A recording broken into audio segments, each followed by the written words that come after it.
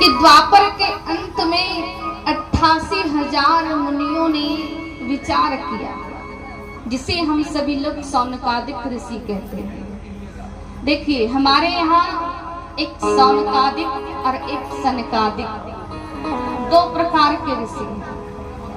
सौनकादिक जो है वो 88,000 ऋषि एक साथ रहते हैं, और जो सनकादिक है, ये सनकादिक 4 भाई हैं जो भगवान ब्रह्मा के मानस पुत्र हैं।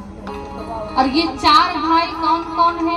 सनक, सनंदन, सनातन और सनत कुमार, जो सदैव 5 वर्ष के रहते हैं, कभी इनकी आयु नहीं बढ़ती है।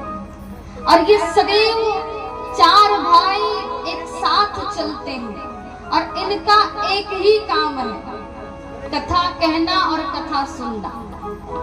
एक भाई वक्ता बनते तो 3 भाई श्रोता बनते, फिर दूसरा भाई वक्ता बनते तो फिर 3 भाई श्रोता बनते।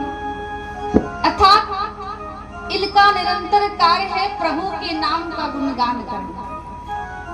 तो यहाँ पे 88,000 सौनकादिक ऋषियों की चर्चा है कि इनके मन में विचार आया कि हम दीर्घ काल तक सत्संग करें। दीर्घ काल का अर्थ लंबे समय तक, 1 सप्ताह, 10 दिन, 15 दिन, महीना नहीं, दीर्घ काल, जो लंबे समय तक निरंतर चलते रहे।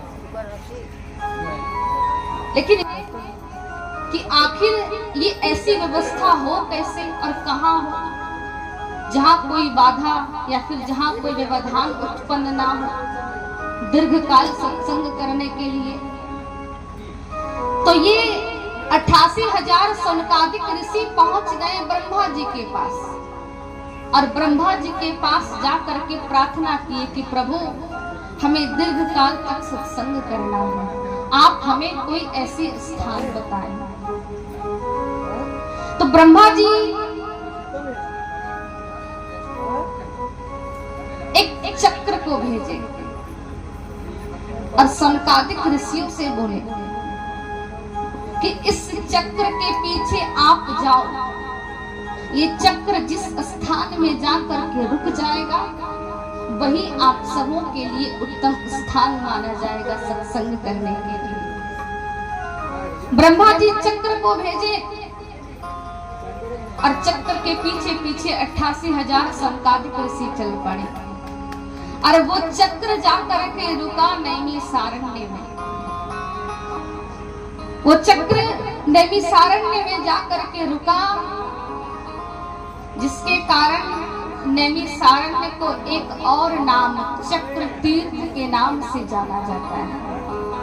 मैं तो कभी गई नहीं हूँ, लेकिन सुनी हूँ कि उस नैमिषारण्य में एक दिव्य कुंड बना हुआ है, और उस दिव्य कुंड में सभी लोग स्नान करते हैं, और स्नान करने के बाद बहुत अधिक फल का लाभ उन सभी व्यक्तियों को मिलता है। तो वो चक्र जाकर के वहां रुक गया, और उसी स्थान पर हमारे 88,000 सौनकादिक ऋषि रुके। लेकिन चक्र के साथ चलने से पहले सौनकादिक ऋषियों ने ब्रह्मा जी से पूछा कि प्रभु, आखिर ऐसा कोई वक्ता भी तो चाहिए जो हमें दीर्घ काल तक कथा सुना सके। श्रोता तो हम तैयार हैं, लेकिन भैया कोई भी वक्ता आखिर कितना दिन तक कथा कह सके? 8 दिन, 10 दिन, महीना, 2 महीना, फिर से वही कथा रिपीट। लेकिन नहीं, हमें ऐसी वक्ता की खोज है जो निरंतर दीर्घकाल तक कथा कहते रहे।